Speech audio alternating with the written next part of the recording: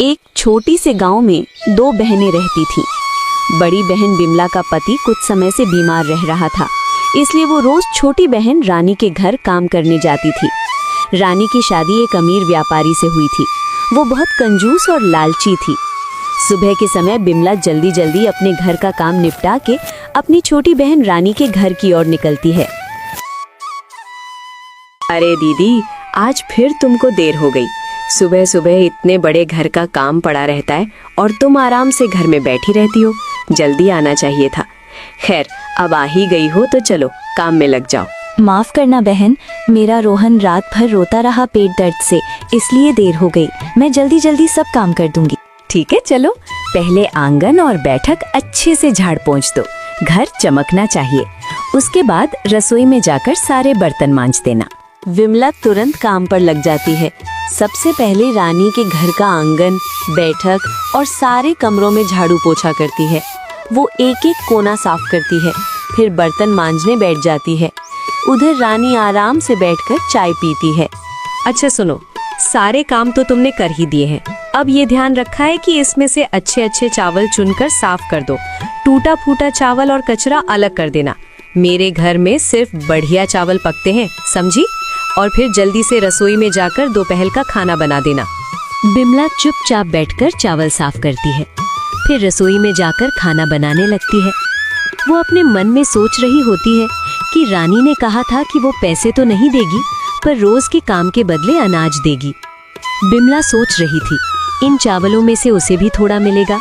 रानी, जैसा तुमने कहा था, मैंने अच्छे चावल और टूटे हुए कंकड़ वाले चावल दोनों अलग अलग कर दिए हैं।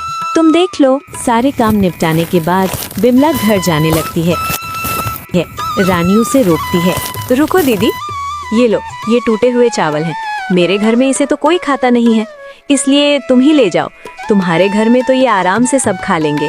रानी टूटा फूटा टुकड़ों वाला थोड़ा सा चावल थैली में डालकर बिमला को थमा देती है। बिमला ने बिना कुछ कहे चावल लिया और घर की ओर चल पड़ी। आंखों में आंसू थे, मगर होठों पर एक भी शिकायत का शब्द नहीं आया, क्योंकि उसे पता था उसकी मजबूरी और गरीबी में ये चावल भी उसके लिए कीमती है। बिमला घर जाकर वही चावल बनाकर अपने पति और बच्चे को खिलाती है। अगली सुबह फिर वही सिलसिला शुरू हुआ। सुबह के समय बिमला दरवाजे पर दस्तक देती है। अरे दीदी, आज तो जल्दी आ गई। अच्छा हुआ। सुनो, आज मुझे मुर्गा खाने का बहुत मन है। तुम जल्दी से झाड़ू पोछा कर लो, बर्तन मांज लो और फिर रसोई में जाकर मुर्गा बना देना। लेकिन हाँ, मसाला अच्छे से पीसना। मुर्गा एकदम स्वादिष्ट होनी चाहिए। मेरे पति को मजेदार खाना चाहिए।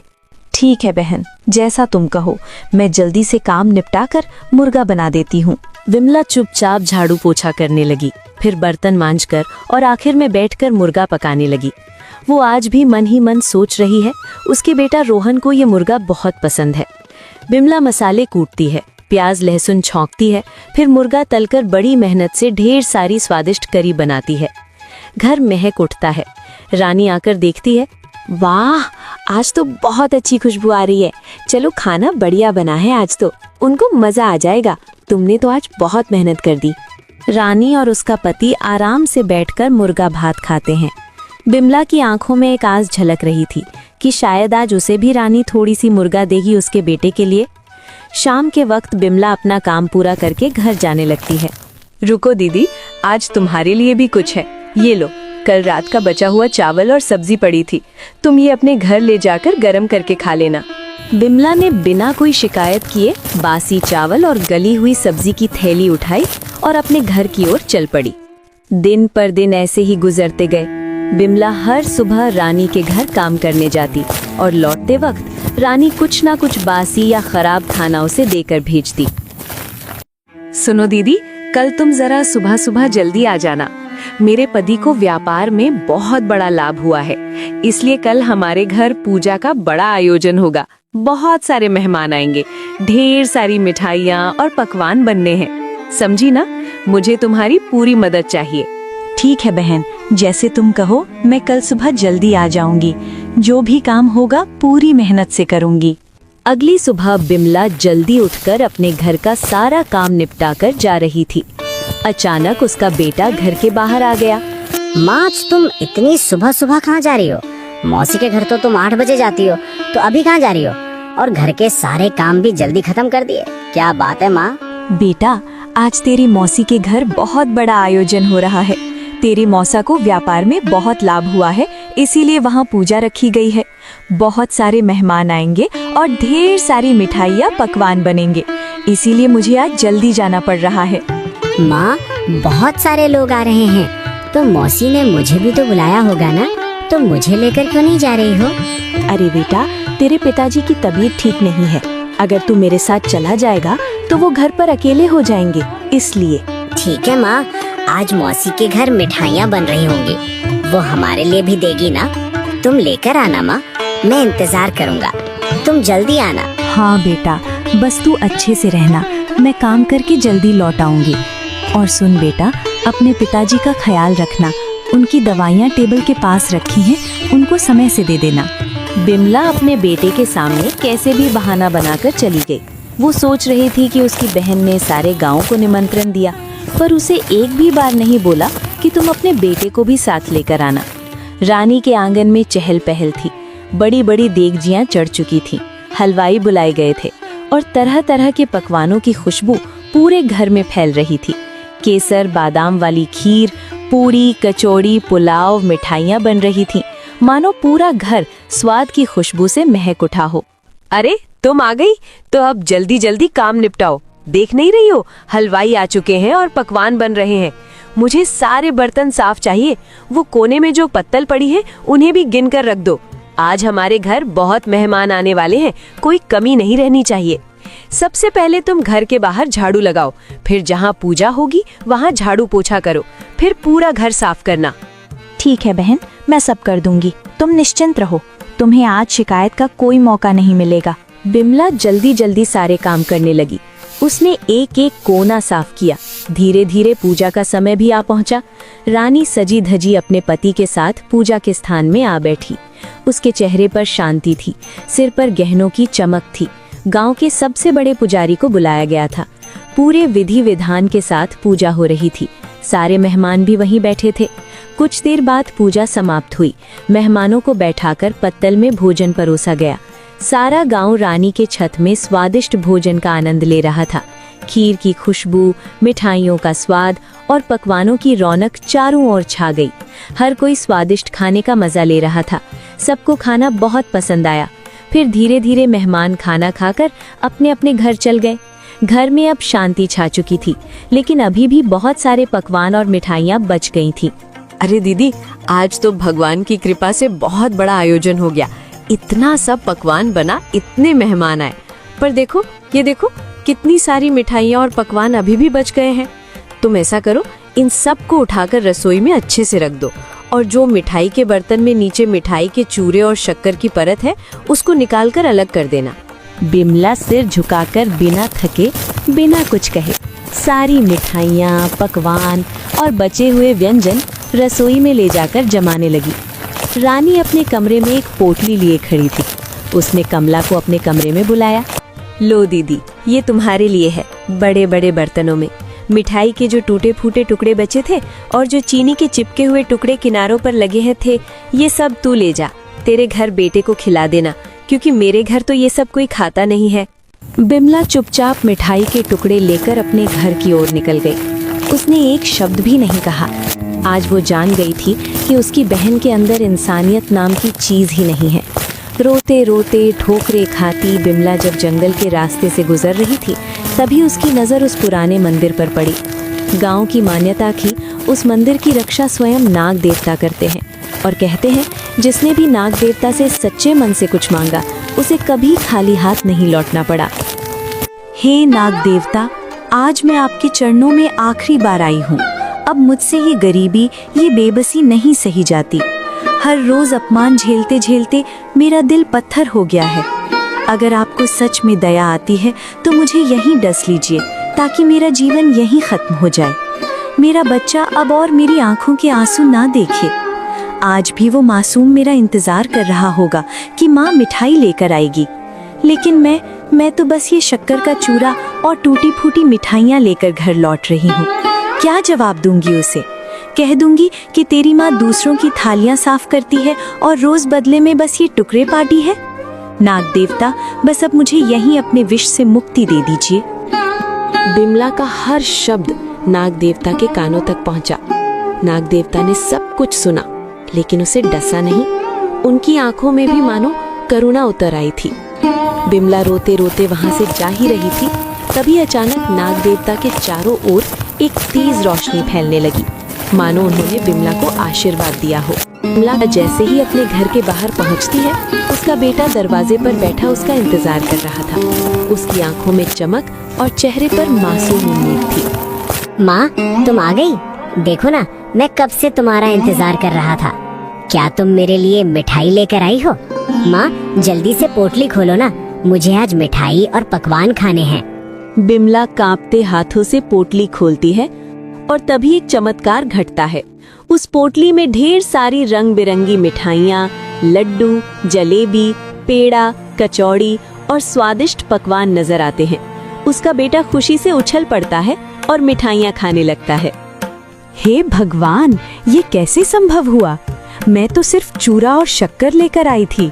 ये मिठाइयाँ, ये पकवान, ये सब कहाँ से आ गए? सचमुच वो क्षण किसी चमत्कार से कम न था। बिमला ये समझ ही नहीं पा रही थी कि ये कैसे हुआ। बिमला धीरे धीरे घर के अंदर जाती है और वहाँ का दृश्य देखकर उसकी आंखें फटी की फटी रह जाती है। उसका घर सोने चांदी से भरा हुआ था। इतना ही नहीं, उसका बीमार पति जो महीनों से बिस्तर पर पड़ा था, अचानक खड़ा हो जाता है। उसके चेहरे पर तेज और शरीर में नई ऊर्जा थी। हे भगवान, ये कैसा प्रकाश है? ये सारा घर सोने, चांदी और हीरे जवाहरात से कैसे भर गया? और आप ठीक हो गए, आप अपने पैरों पर खड़े हैं। ये कैसा चमत्कार है? अरे बिमला, ये क्या हो गया? मैं तो बिस्तर से उठ भी नहीं पाता था और आज मुझे बिल्कुल अच्छा लग रहा है। और इतना सोना हमारे घर में कहाँ से आ गया? उसका बेटा भी मासूमियत से बिमला से सवाल पर सवाल पूछता है। फिर बिमला अपने बेटे और पति को सारी बातें बताती है। ये सब नाग देवता की कृपा है। मैं तो रानी के घर से सिर्फ शक्कर और चूड़ा लेकर निकली थी। रास्ते में मंदिर में रुक गई और नाग देवता से अपनी सारी पीड़ा कह दी। मैंने प्रार्थना की थी कि मुझे जीवन का बोझ अब और ना उठाना पड़े, इसलिए आप मुझे यहीं डस लो। पर नाग देवता ने मुझे मारा नहीं, उन्होंने मेरी पुकार सुन ली और देखो, उनकी कृपा से आज हमारा जीवन ही बदल गया। उस दिन से सब कुछ बदल गया। गरीब और लाचार परिवार जिसने केवल आंसू और भूख जानी थी, आज उनका जीवन खुशियों से भर गया था। अगले ही दिन बिमला अब अपना परिवार गांव में बने नए सुंदर और आलीशान घर को खरीदकर उसमें रहने चले गए। 3 दिन बीत चुके थे। बिमला अब अपने नए सुंदर और विशाल घर में सुख और चैन से रह रही थी। उसके चेहरे पर अब चिंता नहीं, बल्कि संतोष और खुशियों की चमक थी। उसके पति की तबीयत अब ठीक हो गई थी, इसलिए वो फिर से अपनी खेती-बाड़ी को संभालने लगा। उधर रानी अपने घर में बैठी सोच में डूबी हुई थी कि आखिर बिमला काम पर क्यों नहीं आ रही है। अरे 3 दिन हो गए, फिर बिमला काम पर क्यों नहीं आई? ना सफाई करने, ना बर्तन धोने, ना ही रसोई में हाथ बटाने। कहीं बीमार तो नहीं पड़ गई या फिर कुछ और बात है? इतना सोचकर रानी ने अपने नौकर को आवाज दी। अरे सुनो, तुम अभी इसी वक्त जाकर देखो कि मेरी बड़ी बहन कहाँ है। वो काम पर नहीं आ रही। जाकर पता लगाओ कि वो क्या कर रही है। जी हुजूरी। रानी का नौकर जी हुजूरी करता हुआ फौरन बिमला के घर की ओर चल पड़ा। जब वो वहां पहुंचा और घर की चौखट पर कदम रखा तो उसकी आंखें फटी की फटी रह गईं। उसने देखा कि वो नया घर खरीद लिए हैं। उसका पति ठीक हो गया, वो खेत जा रहा था। नौकर ने चुपके से घर में झांक कर देखा कि बिमला इतने बड़े घर में आराम से अपने बेटे के साथ प्रसन्न मुद्रा में बैठी थी। हर तरफ सुख समृद्धि का सागर बह रहा था। हे भगवान, ये क्या देख रहा हूँ मैं? कुछ दिन पहले तक तो इनका घर जर्जर हालात में था और अब तो मानो ये किसी राजा महाराजा के महल में रह रहे हो। नौकर भागा, रानी के पास पहुंचा और हाँफते हाँफते सारी कहानी सुनाई। मालकिन, ये तो चमत्कार हो गया। आपकी बड़ी बहन तो अब बहुत अमीर हो गई है। उनका घर सोने चांदी से भरा पड़ा है। उनके पति की बीमारी भी ठीक हो गई है। और तो और उनके बेटे के हाथ में नई नई मिठाइयाँ और पकवान थे। लगता है जैसे उनकी किस्मत रातों रात बदल गई हो। क्या ये कैसे हो गया? जब मैंने उसे भेजा था तो सिर्फ बचे खुचे मिठाई के टुकड़े और बर्तन में चिपकी शक्कर ही दी थी। फिर ये सब मिठाई, वैभव और दौलत कहाँ से आ गया? वो नौकरानी अचानक इतनी अमीर कैसे हो गई? ये रहस्य तो मुझे जानना ही होगा। उस शाम जब रानी का पति काम से लौटकर घर आया तो उसने उसे सारी बातें बताई। सुनते हो जी, आपको पता है मेरी बड़ी बहन बिमला अचानक अमीर हो गई है। उसका टूटा फूटा घर अब महल बन गया है। उसके पति की बीमारी भी छूमंतर हो गई। मुझे तो समझ ही नहीं आ रहा कि आखिर रातों रात ऐसा चमत्कार हुआ कैसे। अरे वाह, ये तो बहुत अच्छी बात है। तुम्हारी बहन ने बहुत तकलीफें सही हैं। तुम जाकर उसी से पूछ लो आखिर ये सब कैसे हुआ। रानी ने ठान लिया कि अब वो इस रहस्य से पर्दा उठाकर ही दम लेगी। वो उसी समय जल्दी से तैयार होकर बिमला के घर की ओर निकल पड़ी। वहां पहुंचकर जब उसने महल जैसा घर देखा तो उसकी आंखें फटी की फटी रह गईं। उसके मन में जलन और हैरानी दोनों साथ साथ उमड़ पड़े। फिर वो घर के अंदर गई। अरे बहन, तू काम पर नहीं आ रही थी इसलिए मुझे तेरी चिंता हो गई थी, इसलिए मैं तुझसे मिलने आ गई। पर ये सब कैसे हुआ? तू इतनी अमीर कैसे बन गई? जरा मुझे भी तो बता, आखिर क्या हुआ ऐसा कि तू रातों रात अमीर बन गई? रानी, तू रोज जो मुझे बचे खुचे बासी चावल और सब्जी देती थी और उस दिन तूने मुझे मिठाई के चूरे और शक्कर दी थी ना, मैं वही सब लेकर घर लौट रही थी। तभी रास्ते में नाग देवता मिले। मैंने उन्हें अपनी सारी दुख तकलीफ बता दी और नाग देवता की कृपा से ये सब बदल गया। रानी को बिमला का नया घर देखकर और इतनी समृद्धि देखकर जलन होने लगी। उसकी लालच अब और बढ़ गई थी। अगले ही दिन रानी ने मन ही मन ठान लिया कि उसे अपनी बड़ी बहन से भी ज्यादा अमीर बनना है। उसके भीतर का लालच और जलन उसे चैन से बैठने नहीं दे रहा था। उसने अपने पति से सारी बातें बताई। सुनो जी, मुझे सब पता चल गया है। दीदी इतनी अमीर कैसे बनी? मैं रोज जो खराब खाना उसे देती थी, उसने नाग देवता को जाकर सब बता दिया। और देखो, नाग देवता ने उसे पल भर में राजमहल जैसा घर दे दिया। हमें भी वैसा ही करना होगा। अरे पगली, हम तो पहले से ही सुखी और अमीर हैं। भगवान ने हमें सब कुछ दिया है। इतना लालच अच्छा नहीं होता। लालच हमेशा इंसान को बर्बाद कर देता है। नहीं, मुझे कुछ नहीं सुनना। वो मुझसे ज्यादा अमीर नहीं हो सकती है। उसकी मेरे सामने कोई औकात नहीं थी और आज वो मुझसे ज्यादा अमीर हो गई। अब मैं भी वो सब करूंगी जो वो करती थी। पति ने बहुत समझाया पर रानी पर लालच का भूत सवार हो चुका था। उसी दिन थोड़ी देर बाद दोपहर के समय वो बिमला के घर पहुंची और झूठे आंसू बहाने लगी। दीदी, मुझे माफ कर दे। मैंने तेरे साथ बुरा किया, इसलिए आज मेरे पति के कारोबार में थोड़ी मुसीबत आ गई है। अब तो घर चलाना भी मुश्किल हो रहा है। मुझे अपने घर पर काम पर रख लो। जैसे मैं तुम्हें काम करवाया करती थी वैसे ही अब मैं कर लूंगी। अरे रानी, तू क्यों चिंता करती है? तू तो मेरी सगी बहन है। तू बोल बहन, मैं तेरी पूरी मदद करूंगी। अरे नहीं दीदी, मुझे पैसों की मदद नहीं चाहिए। बस तुम मुझे काम पे रख लो और बदले में मुझे खाना दे देना। ठीक है, अगर तेरा मन है तो आजा मेरे घर पे काम कर लेना। मुझे तुझसे कोई गिला शिकवा नहीं है। बिमला दिल से साफ थी। उसने अपनी छोटी बहन के झूठ को पहचान नहीं पाया, लेकिन फिर भी उसने कुछ नहीं कहा। उसने रानी को अपने घर काम पर रख लिया। अगली सुबह रानी बिमला के घर पहुंच गई। मन में बस एक ही ख्वाहिश थी कि किसी तरह वही चमत्कार दोहराया जाए और वो बिमला से भी ज्यादा अमीर बन जाए। अरे रानी, तू आ गई? आज घर में बहुत काम है। तू सफाई कर ले, मैं रसोई देख लेती हूँ। हाँ हाँ दीदी, मैं सब कर लूंगी। तेरा पूरा घर साफ कर दूंगी। दिन भर काम करने के बाद जब शाम को घर लौटने का समय आया, तब बिमला ने रानी के लिए अच्छे अच्छे पकवान और मिठाई एक थैले में लाकर दी। ले रानी, ये ताज़ा गर्मा गर्म खाना और मिठाई अपने साथ ले जा। नहीं दीदी, तू मुझे वही देना जो मैं तुझे दिया करती थी। बासी, बचा खुचा, सूखा, सड़ा खाना। मैं तेरा अच्छा खाना नहीं लूंगी। बिमला ये सुनकर चौंक गई, लेकिन रानी की जिद इतनी मजबूत थी कि आखिरकार बिमला ने मजबूरी में उसे बासी खाना ही दे दिया। रानी खुशी खुशी वो बचा खुचा खाना लेकर अपने घर लौट गई। अगले दिन फिर वही हुआ। रानी सुबह काम पर आई, दिन भर काम किया और जब जाने लगी तो बिमला ने फिर से ताज़ी मिठाई और खाना दिया। लेकिन फिर रानी ने मना कर दिया और जबरदस्ती बासी और खराब सब्जियां लेकर चली गई। दिन कटते गए। रानी रोज काम पर आती और जाते वक्त रोज जबरदस्ती बासी खाना लेकर जाती। बिमला सोच में पड़ गई कि आखिर रानी ऐसा क्यों कर रही है। अब तो काफी दिन हो गए दीदी के घर काम करते करते, अब मुझे भी वही करना पड़ेगा जो उसने किया था। मैं आज ही मंदिर जाऊंगी और वहां जाकर नाग देवता से वही बोलूंगी जो दीदी ने कहा था, तब जाकर मैं उससे भी ज्यादा अमीर बनूंगी। बस यही सोचते सोचते रानी के कदम तेज हो गए। उसका दिल लालच से भरा हुआ था।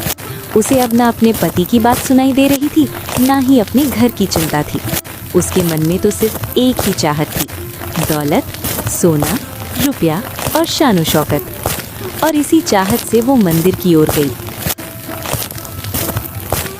वहां पहुंचकर वो नाग देवता के सामने बहुत रोने लग गई। हे नाग देवता, मैं बहुत गरीब हूँ। मेरे जीवन में केवल दुख ही दुख हैं। मैं रोज अपनी बड़ी बहन के घर काम करने जाती हूँ, पर वो मुझे कभी ताज़ा खाना नहीं देती, हमेशा बासी ही थमा देती है। आज भी उसने मुझे वही बासी खाना दिया। हे नाग देवता, मैं अब बहुत दुखी हो चुकी हूँ। आप मुझे यहीं पर डस लीजिए ताकि मैं इस दुखी जीवन से छुटकारा पा सकूं। अचानक मंदिर के भीतर गूंजती हुई एक भारी आवाज सुनाई देती है। अरे मूर्ख स्त्री, तू लालच में अंधी हो चुकी है। तेरे दिल में अपनी ही बड़ी बहन के लिए जलन भरी हुई है। मुझे सब पता है। तुझे रोज तेरी बहन ताजा और अच्छा खाना ही देती थी, लेकिन तूने जानबूझकर उससे रोज बासी खाना मांगा। मुझे सब पता है। नहीं नाग देवता, ऐसा नहीं है, मैं सच बोल रही हूँ। झूठ मत बोल रानी। तूने अपनी बहन से ईर्ष्या की, झूठ बोला और अब लालच में आकर मुझसे मौत की भीख मांग रही है। तो ठीक है, तेरी इच्छा मैं पूरी करता हूँ।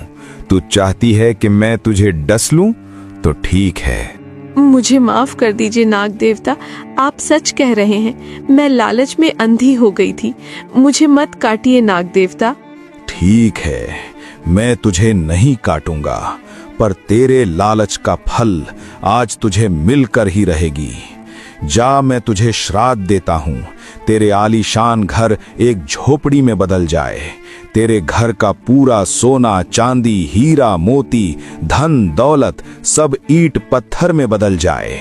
तू मेरे सामने गरीब बनकर आई थी ना, अब कुदरत तुझे बताएगी असली गरीबी क्या होती है।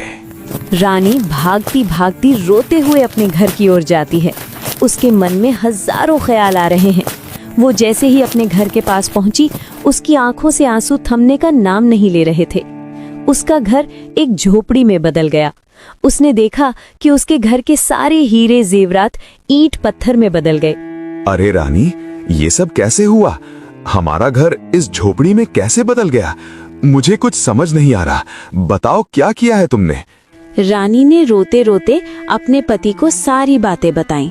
मैंने कहा था ना रानी, लालच मत करो। आज तुम्हारी लालची सोच के कारण मेरे जीवन भर की मेहनत मिट्टी में मिल गई। तुम्हें पता भी है कि मैंने कितनी मेहनत की है अपनी जिंदगी में। पता नहीं क्या पाप किया था मैंने, जो तुम जैसी लालची औरत से मेरी शादी हुई। रानी की लालच की वजह से उसका ऐशो आराम, धन दौलत और पति का प्यार सब छिन गया। इस तरह लालच और जलन में अंधी हुई रानी ने अपने ही हाथों अपनी जिंदगी बर्बाद कर ली।